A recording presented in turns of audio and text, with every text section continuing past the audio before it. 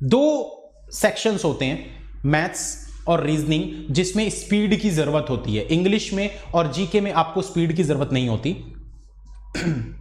Maths और reasoning में आपको बहुत ज्यादा स्पीड की जरूरत होती है, खासकर प्रीलिम्स में। जिन स्टूडेंट्स को ये लगता है सर मेंस की हमारी स्पीड नहीं बढ़ रही, मेंस के क्वेश्चन जल्दी नहीं बन रहे, तो दोस्तों सबसे पहली चीज मैं आपको क्लियर करना चाहता हूं कि मेंस में स्पीड का कोई लेना देना नहीं होता। मेंस में आपके पास जो भी समय होता है उस समय में आप ज्यादा से ज्यादा 15, 20, 22, 25 क्वेश्चन ही कर पाओगे। पूरे आप अगर सोचो भी तो वो पॉसिबल नहीं हो पाते, क्योंकि उनका लेवल हाई होता है, समझना होता है, अंडरस्टैंडिंग होनी चाहिए, धीरे धीरे ही वो क्वेश्चंस बनते हैं। पर जो प्रीलिम्स होता है दोस्तों, आप लोगों को भी पता होगा कि कट ऑफ जो है वो बहुत ज्यादा हाई जाता है, इसलिए हमको स्पीड अपनी बरकरार रखनी पड़ती है, एक्यूरेसी अपनी बरकरार रखनी पड़ती है। तो स्पीड और एक्यूरेसी ये दोनों चीजें बहुत मैटर करती है प्रीलिम्स में, अगर आपको क्वालिफाई करना है तो सबसे पहले किसके बारे में बात करूं, रीजनिंग के बारे में बात करूं या क्वांट के बारे में? आप लोग बताइए, जो भी आप बोलेंगे उससे मैं स्टार्ट करूंगा कि किस चीज की स्पीड में आपको ज्यादा प्रॉब्लम है, मैथ्स में या रीजनिंग में। दोनों चीजों के बारे में मैं बताऊंगा।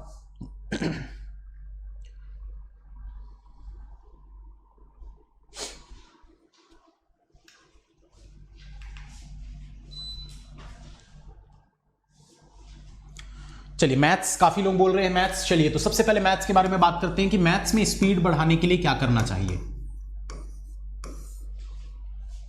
आता सब कुछ है पर स्पीड नहीं है, या फिर ऐसा भी बोल सकते हैं सीख तो सब कुछ रहे हैं लेकिन स्पीड नहीं बढ़ रही है, क्या करें? दोस्तों देखिए, सबसे पहला चीज मैं आपको जो बोलना चाहूंगा कि मैथ्स में सबसे ज्यादा जरूरी क्या होता है।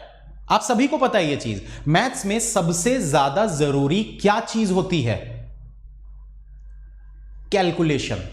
तो दोस्तों सबसे पहले आपको ये चीज को ध्यान में रखना है कि जो आपका कैलकुलेशन होता है ये बहुत मैटर करता है, इसीलिए कैलकुलेशन पे आपको ज्यादा फोकस करना है, जिससे आपकी स्पीड बढ़ेगी। अब लोग बोलेंगे सर ये तो हमको पता है, आपने नया क्या बताया? दोस्तों कैलकुलेशन करने का जो तरीका होता है वो नया है आप सभी के लिए, काफी लोग होंगे जिनको नहीं पता है। आपको डेली बेसिस पर सिंप्लीफिकेशन के कम से कम 30 से 50 क्वेश्चन सॉल्व करने चाहिए।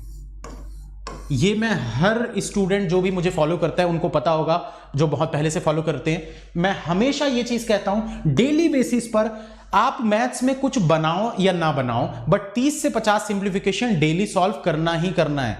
वैसे तो सब कुछ बनाना चाहिए, मैं ऐसा नहीं बोल रहा हूं कि दूसरा मत बनाओ, बट मैं बोल रहा हूं कि अगर आप कितने भी बिजी हो, आप नहीं कर पा रहे हो कुछ भी, बट ये चीज जरूर करो डेली बेसिस पर 30 से 50 सिंप्लीफिकेशन।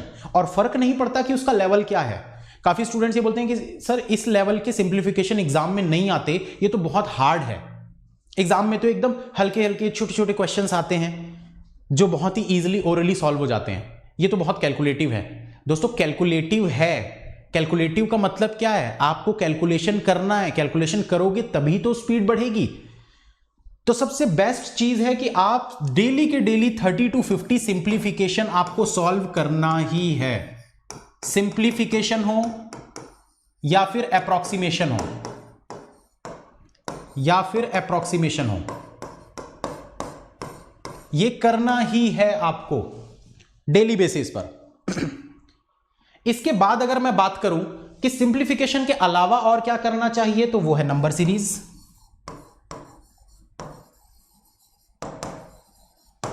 अगर आपको ऐसा लगता है कि भाई सिंप्लीफिकेशन के साथ साथ और भी कुछ करने के आपके पास अगर टाइम बचता है, तो नंबर सीरीज के कम से कम 10 सवाल डेली के डेली सॉल्व करने चाहिए। कहां से मिलेगा ये मत बोलना दोस्तों, सोर्सेज बहुत होते हैं, आपको सर्च करना पड़ेगा। सोर्सेज बहुत सारे होते हैं, आपके पास पुरानी बुक्स हो सकती है, दूसरों से बुक्स ले सकते हो, मार्केट से बुक ले सकते हो, पीडीएफ ले सकते हो, मतलब बहुत सारे ऐसे सोर्सेस होते हैं दोस्तों जहां पर आपको क्वेश्चंस मिल जाते हैं, मॉक टेस्ट होते हैं, गूगल में पीडीएफ्स मिल जाती है, टेलीग्राम पे क्वेश्चंस मिल जाते हैं, ठीक है। इसके अलावा अनअकैडमी प्लस पे जो अगर आप फॉलो कर रहे हो टीचर्स को, तो आप हो सकता है कि आप किसी एक टीचर को देख रहे हो, बट हैं तो बहुत सारे टीचर ना भाई। मैथ्स के आप एक टीचर को फॉलो कर रहे हो, बट मैथ्स पढ़ाने वाले तो 10-12 टीचर्स हैं, तो उनकी क्लास से पीडीएफ डाउनलोड करके उनको सॉल्व कर सकते हो। तो सोर्सेज बहुत होते हैं, ये आपको डिसाइड करना है कि आप कहां से सर्च करके पीडीएफ्स को सॉल्व कर रहे हो। हाँ, टारगेट वाले टारगेट से कर सकते हैं। चलिए, तो ये बात हो गई भाई, सिंप्लीफिकेशन हो गया कम से कम 30 से 50 डेली के डेली। और दोस्तों ये भी ऐसा जरूरी नहीं है ना कि भाई आपको हर दिन नया ही सिंप्लीफिकेशन करना है। ऐसा जरूरी नहीं होता। काफी लोगों के मन में यह सवाल होता है, सर डेली डेली इतने सारे सिंप्लीफिकेशन कहां से लाएं? अरे भाई, अगर मान के चलो आपके पास सिंप्लीफिकेशन के कुछ 500,000 क्वेश्चन हैं, लेट सपोज कि 500,000 क्वेश्चन है, आप पुराने क्वेश्चन को भी फिर से कर सकते हो, क्योंकि आज जो आपने सिंप्लीफिकेशन सॉल्व किया है उसी को अगर आप 10 दिन बाद करोगे वो आपके लिए नया है, क्योंकि आप फिर से कैलकुलेशन कर रहे हो। और कैलकुलेशन करते करते करते बहुत सारी वैल्यूज याद हो जाती है। जो स्टूडेंट्स ये सोचते हैं ना, सर इन लोग ओरली कैसे निकाल रहे हैं, बहुत जल्दी कैसे वैल्यूज निकाल लेते हैं, क्योंकि वो इतनी बार प्रैक्टिस करते हैं, मतलब इतने क्वेश्चन सॉल्व करते हैं कि वो वैल्यूज बार बार कहीं ना कहीं यूज होती है, और बार बार यूज होते होते होते वो वैल्यूज हमको याद हो जाती है। तो इसलिए डेली बेसिस पर आपको 30 से 50 सिंप्लीफिकेशन, एटलीस्ट 10 नंबर सीरीज और एटलीस्ट 10 क्वाड्रेटिक। अगर ये क्वाड्रेटिक और नंबर सीरीज आपको नहीं भी मिलता है 10-10, तो आप 5-5 भी कर सकते हो, 5-5 भी कर सकते हो, क्योंकि इनमें भी आपका कैलकुलेशन होता है, इनमें भी आपका कैलकुलेशन ही होता है। इसके अलावा अगर मैं डीआई की बात करूं तो डीआई में भी पूरा का पूरा कैलकुलेशन ही होता है, पूरा का पूरा कैलकुलेशन ही होता है। दिन में कम से कम 5 डीआई तो एटलीस्ट प्री के बनाने ही चाहिए आपको, कम से कम 5 डीआई के सेट, 5 सेट डीआई, ये तो करना ही करना है। अब कुछ लोग बोलेंगे सर इसका मतलब आप बोल रहे हो अर्थमेटिक नहीं करना है। नहीं, ऐसा नहीं है। क्यों नहीं करना है भाई? पूरे नंबर लेने हैं तो अर्थमेटिक करना पड़ेगा, जरूरी है, बहुत जरूरी है, लेकिन अर्थमेटिक करने का तरीका गलत होता है। बहुत से स्टूडेंट्स का बहुत गलत तरीका होता है अर्थमेटिक करने का, वो चीज भी मैं बता दे रहा हूं आप लोगों को, ध्यान से सुन लीजिएगा। देखिए अर्थमेटिक होता क्या है ना, हम कैसे करते हैं कि जैसे अगर कोई एक बिगिनर स्टूडेंट है, मैं अपना ही स्टोरी आप लोगों को बताता हूं भाई। मैं क्या है, जब मैंने बैंकिंग की तैयारी चालू की थी तो मैंने कोचिंग ज्वाइन की, मैं वहां गया। अब पहले दिन क्लास हुई वहां पर परसेंटेज की, ठीक है, फर्स्ट डे क्लास हुई परसेंटेज की। तो जो बुक मिलती है ना, ऐसे कोचिंग वगैरह ज्वाइन करो तो बुक मिल जाती है जिसमें कुछ 200-150 क्वेश्चंस रहते हैं हर टॉपिक के, तो उसमें भी कुछ ऐसे 100-150 क्वेश्चन थे। तो सर ने क्या करवाया, परसेंटेज करवाए, बोले ये 150 क्वेश्चन सॉल्व करना है। अगले 3 दिनों तक हम परसेंटेज के क्वेश्चन सॉल्व करते रहे, मैं भी किया, बहुत अच्छा लगा, परसेंटेज क्लियर हो गया पूरा। फिर उसके बाद 2 से 3 दिन बाद जब क्लास हुई तो रेशियो की क्लास हुई, फिर रेशियो के 100 से 150 क्वेश्चन हमने सॉल्व किए, करते रहा। ऐसे करते करते दोस्तों फिर 3-4 दिन बाद प्रॉफिट एंड लॉस हुआ। ऐसे धीरे धीरे होते 1 महीने के बाद जब आप पुराने उनको देखोगे क्वेश्चंस को, आपके बहुत सारे कंसेप्ट जो हैं वो दिमाग से उड़ चुके होंगे। तो ये बिल्कुल नहीं करना है दोस्तों, ये बहुत बड़ी गलती होती है, ये बहुत बड़ी गलती है। ऐसा प्रैक्टिस कभी मत करो। कोई टीचर ऐसा आपको सजेस्ट भी नहीं करेगा, अगर जेन्युइन टीचर है बिल्कुल ऐसा सजेस्ट नहीं करेगा आपको। आप ये चीज बिल्कुल करो, लेकिन साथ में आपको क्या करना है वो चीज बता रहा हूं, ध्यान से सुन लीजिएगा, समझ लीजिएगा। उस तरीके से प्रैक्टिस करोगे डेफिनेटली आपको फायदा मिलेगा, गारंटी देता हूं। 1 महीने में आपको फायदा दिखने लग जाएगा, आपकी स्पीड थोड़ी सी बढ़ने लग जाएगी, इंप्रूवमेंट आपको दिखेगा। आप बिगिनर हो, पता है भाई कि आप बिगिनर हो, आपको एक एक टॉपिक वाइज पूरा सारी चीजें पढ़नी है। आप टॉपिक वाइज बिल्कुल पढ़ो टॉपिक वाइज। लेकिन करना क्या है, जैसे अगर मान लो आपने पहले दिन परसेंटेज पढ़ा, इसके 50 क्वेश्चन सॉल्व किए, लेट सपोज मैं एग्जांपल ले रहा है ना, कुछ भी एक मान लेते, 50 क्वेश्चन आपने परसेंटेज के सॉल्व किए, ठीक है, बहुत अच्छी बात है। सेकंड डे आपने रेशियो पढ़ा, तो आप रेशियो के 50 क्वेश्चन सॉल्व कर रहे हो। ये करो, जरूर करो, लेकिन साथ में इसके भी एटलीस्ट 5 क्वेश्चन करो, क्योंकि ये चीज को छोड़ना नहीं है। अगले दिन आप थर्ड डे अगर जाते हो, आप एवरेज के क्वेश्चन करते हो, तो एवरेज के 50 क्वेश्चन कर रहे हो, ये तो करना ही है। ये कर रहे हो, बहुत अच्छी बात है, इसमें कुछ बुराई नहीं है कि आप ये 50 क्वेश्चन क्यों कर रहे हो। मैं इसके लिए कभी मना नहीं करूंगा कि ये 50 मत करो, ये करो, बट साथ में एटलीस्ट रेशियो के 3 से 4 क्वेश्चन और 3 से 4 क्वेश्चन कम से कम आपके परसेंटेज के आपको सॉल्व करने ही है। बिल्कुल इसी प्रकार से दोस्तों, जैसे जैसे आप धीरे धीरे एक एक टॉपिक कवर करते जाओगे, हर टॉपिक के साथ एक दिन ऐसा आएगा कि आपके सारे टॉपिक हो गए। उसके बाद आपको क्या करना है, डेली बेसिस पर हर टॉपिक के एटलीस्ट 2 क्वेश्चन, 2 से 3 या 1, 2, 3 जितने क्वेश्चन आप कर सको डेली बेसिस पर करना होता है। ऐसा नहीं कि आपने आज बोर्ड्स एंड स्ट्रीम बनाया, उसके सीधा 8 दिन बाद बोर्ड्स एंड स्ट्रीम का क्वेश्चन बना रहे हो। ऐसे में अर्थमेटिक के कंसेप्ट भूल जाओगे। बिल्कुल भूल जाओगे दोस्तों, गारंटी देता हूं, आप इस चीज को नोट करके रख लो। ये होता है, सभी के साथ होता है। सिर्फ 10% 20% ऐसे स्टूडेंट्स होते हैं भाई जिनका दिमाग बहुत ज्यादा तेज होता है, जिन्होंने एक बार कंसेप्ट बना लिया फिर वो भूलते नहीं है। लेकिन 80% के साथ ये होता है। हर कोई एक जैसा नहीं होता ना, अगर हर कोई एक जैसा होता तो फिर क्या बात थी। पांचों उंगलियां बराबर नहीं होती, याद रखिएगा इस बात को। तो इसीलिए डेली बेसिस पर आपको सारे के सारे क्वेश्चन सॉल्व करने हैं। हर टॉपिक का एटलीस्ट 1, 2 या 3 क्वेश्चन आपको डेली बेसिस पर सॉल्व करने ही करने हैं अर्थमेटिक के। अब कुछ लोग पूछेंगे सर दिन भर में कितने अर्थमेटिक के क्वेश्चन सॉल्व करने चाहिए? देखो, जब आप शुरुआत में कर रहे हो तो आप 30, 40, 50 भी कर सकते हो, कोई दिक्कत नहीं है। लेकिन जब आपके सारे टॉपिक कवर हो जाएं, आप उनके बेसिक सीख जाओ, तो उसके बाद आप दिन के एटलीस्ट 20, मतलब एटलीस्ट 20, कम से कम 20 तो आप कर ही सकते हो, क्योंकि भाई टॉपिक ही इतने सारे होते हैं कि सबके 1-1, 2-2 क्वेश्चन भी उठाओगे तो 20-25 क्वेश्चन आराम से हो जाते हैं। और आपको बहुत ज्यादा समय नहीं लगेगा इसके लिए, आपको 30 to 40 मिनट्स लगेंगे अगर प्रीलिम्स लेवल है तो। मैक्स टू मैक्स बोल रहा हूं, वो भी मैं मैक्स टू मैक्स 30-40 मिनट्स लगेगा इन 20-25 क्वेश्चन को करने में, अगर प्रीलिम्स लेवल है तो। मेंस लेवल है तो थोड़े कम क्वेश्चंस होंगे, समय थोड़ा ज्यादा लगेगा बस। तो ये है दोस्तों मैथ्स पढ़ने का आपका तरीका, अप्रोच, जिससे आपकी स्पीड में आपको इंप्रूवमेंट देखने को मिलेगा अगले 1 महीने के अंदर। गारंटी देता हूं, ट्राई करके देखिएगा। जो 100% तरीके से फॉलो करेगा, डेफिनेटली आपकी स्पीड बहुत जल्दी बढ़ेगी। दूसरी चीज दोस्तों, इसमें मैथ्स में और आप लोगों को एक बताना चाहता हूं कि जब आप मैथ्स पढ़ते हैं ना, तो हम क्या करते हैं कि जैसे अगर आप कोई डीआई सॉल्व कर रहे हो, आप कोई डीआई सॉल्व कर रहे हो, तो आप वही अप्रोच बार बार अप्लाई करते हो और आपको ऐसा लगता है कि मेरी स्पीड क्यों नहीं बढ़ रही। देखो दोस्तों, सेम अप्रोच को अप्लाई करने से स्पीड नहीं बढ़ती, आपको कुछ डिफरेंट सोचना पड़ेगा।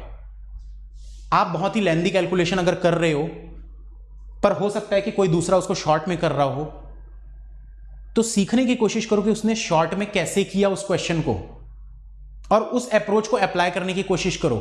हर नई अप्रोच शुरुआत में टाइम कंज्यूमिंग ही लगती है, हर नई अप्रोच शुरुआत में टाइम कंज्यूमिंग ही लगती है, पर प्रैक्टिस से वो बहुत ज्यादा इंप्रूव हो जाता है। बहुत जल्दी आप उन क्वेश्चंस को फिर सॉल्व कर पाओगे। तो ये चीज हमेशा अप्लाई करो कि जब भी डीआई के क्वेश्चन सॉल्व करते हो या अर्थमेटिक के क्वेश्चन सॉल्व करते हो, खासकर डीआई की बात करूंगा, डीआई में जब भी आप सॉल्व करते हो ना, तो सॉल्व करने का तरीका जरूरी नहीं है कि जो आप अप्लाई कर रहे हो वही सबसे फास्टेस्ट है, हो सकता है और भी कुछ उससे फास्ट तरीका हो।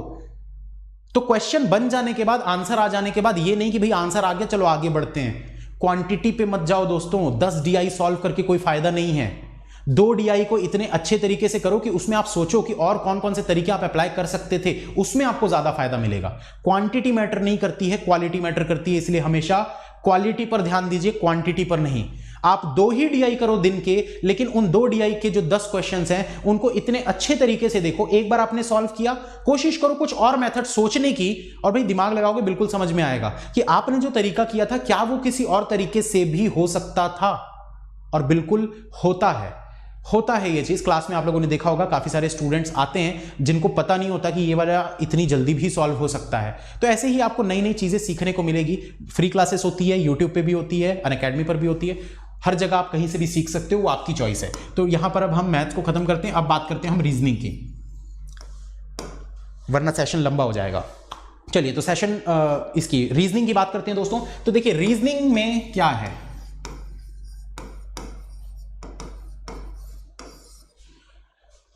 रीजनिंग काफी लोगों के मन में ऐसा रहता है कि भाई प्रैक्टिस करने से रीजनिंग इंप्रूव हो जाता है।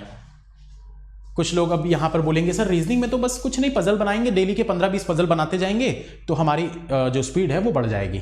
ऐसा नहीं होता दोस्तों, ये गलत सोच है बहुत ज्यादा कि आप डेली बेसिस पर बैठकर बस 20-20 पजल या 25-25 पजल सॉल्व करते रहोगे और आपका पजल बनाना इंप्रूव हो जाएगा, आपसे पजल बनने लग जाएगा। गलत है ये। अंडरस्टैंडिंग की ज़रूरत है, दिमाग की ज़रूरत है। दिमाग को जितना शार्प करोगे, जितना बढ़ाओगे, उतना तेज आप रीजनिंग सॉल्व कर सकोगे। Reasoning is all about your understanding, your thinking. आप कितना सोच सकते हो, कितना इमेजिन कर सकते हो, पूरा का पूरा इमेजिनेशन का खेल होता है रीजनिंग। आप कितनी चीज़ों को इमेजिन कर सकते हो, कितना मेमोराइज कर सकते हो, चीज़ों को दिमाग में कितना रख सकते हो। पॉसिबिलिटीज़ को ज़रूरी नहीं है कि लिख लिख के ही चेक किया जाए, आप उनको अपनी फिंगर टिप्स पे भी याद रख के, जो मैं फिंगर रूल सिखाता हूँ उस तरीके से भी। भाई पॉसिबिलिटी क्या होती है, आप ऐसे पॉसिबिलिटी बना रहे हो तो यहां पर आप फिंगर्स रख के भी याद कर सकते हो। यहां पर ए आया, यहां पर बी आया। अब ये बहुत बड़ा है, मैं यहां पर फिंगर्स नहीं रख पा रहा हूं, बट कॉपी में तो छोटा सा होता है ना ऐसा। तो इसमें आप फिंगर्स रख सकते हो भाई, यहां पर ए आया, यहां बी आया, यहां सी आया, तो ये ऐसे पॉसिबिलिटी गलत हो गई। तो ये आप फिंगर टिप्स पर रख के, फिंगर रूल का इस्तेमाल करके भी आप जल्दी पजल्स को सॉल्व कर सकते हो। और ये सब कब होगा? जब आप अपना मेमोरी पावर बढ़ाओगे, इमेजिनेशन बढ़ाओगे, दिमाग तेज करोगे, अंडरस्टैंडिंग बढ़ाओगे। तो अंडरस्टैंडिंग बढ़ाने के लिए क्या करना होता है, वो चीज बता रहा हूं, ध्यान से सुनिएगा, अप्लाई जरूर करिएगा, आपको बहुत फायदा मिलेगा इसमें। देखिए, अगर आपको अंडरस्टैंडिंग बढ़ानी है रीजनिंग की, सेम चीज जो मैंने डीआई के लिए बोली, बिल्कुल उसी तरीके से आप रीजनिंग की भी अपनी अंडरस्टैंडिंग बढ़ा सकते हो।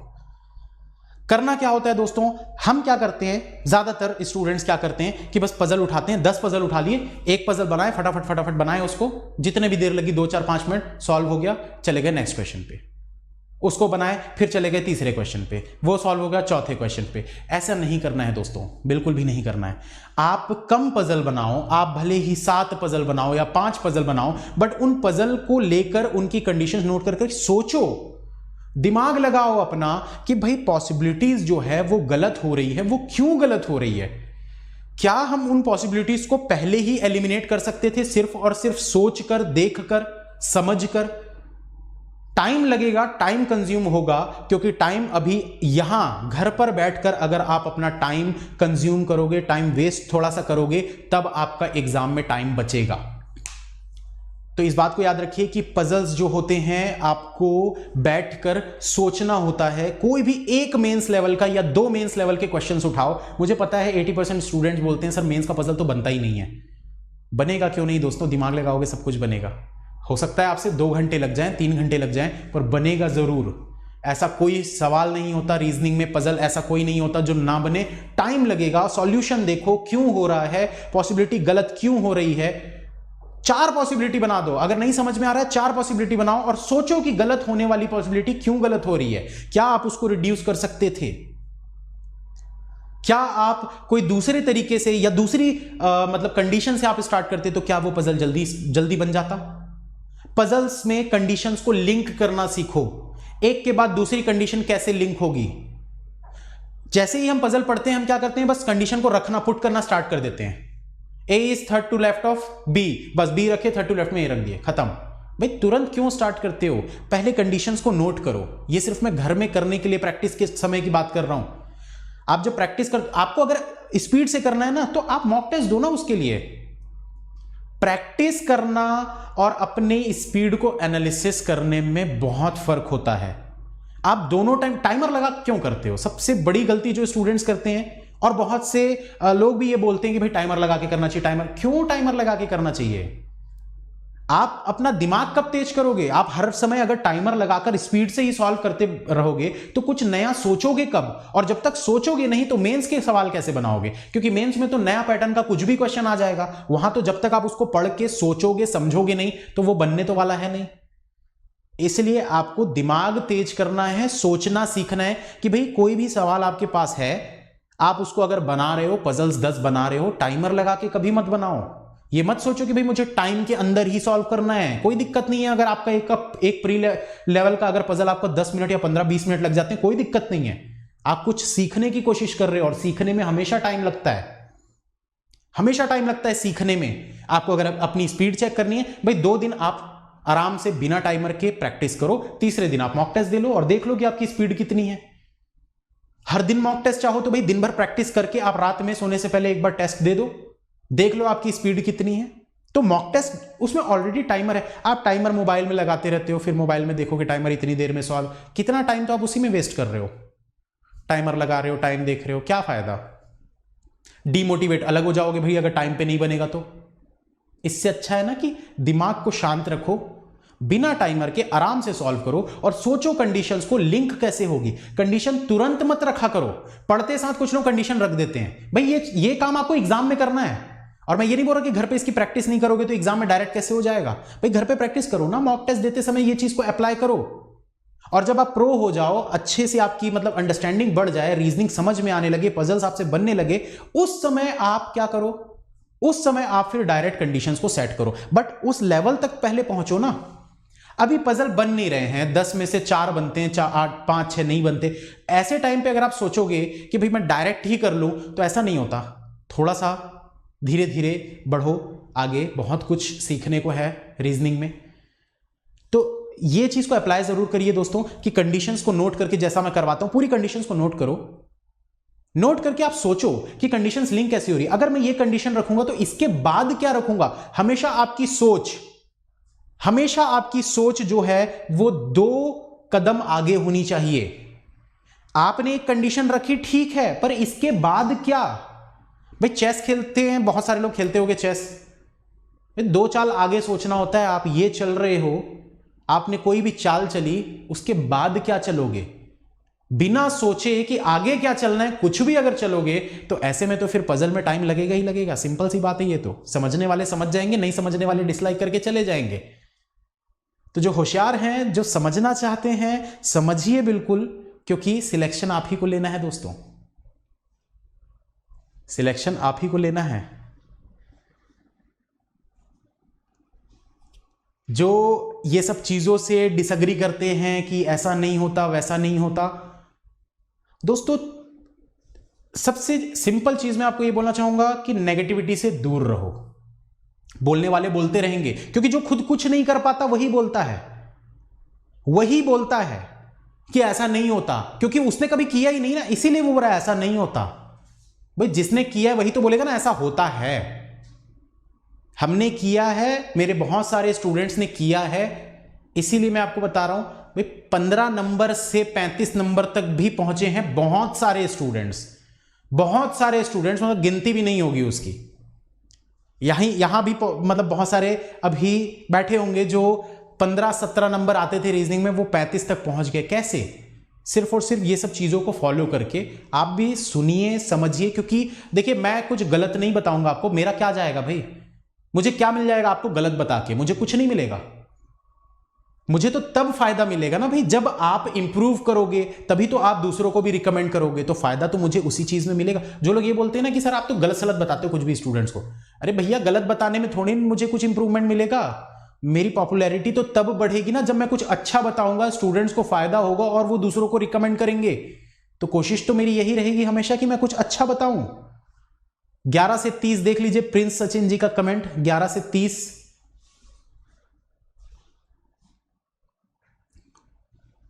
इकतीस तक पहुंच गए, बहुत अच्छी बात है। बहुत से ऐसे स्टूडेंट्स हैं दोस्तों जिनको इंप्रूवमेंट मिला है, आपको भी मिलेगा डेफिनेटली। जितनी चीजें आज मैंने इस सेशन में बताई है, हर चीज को अप्लाई करके देखो, मार्क्स डेफिनेटली 1 महीने के अंदर आपके इंप्रूव होते नजर आ जाएंगे आपको।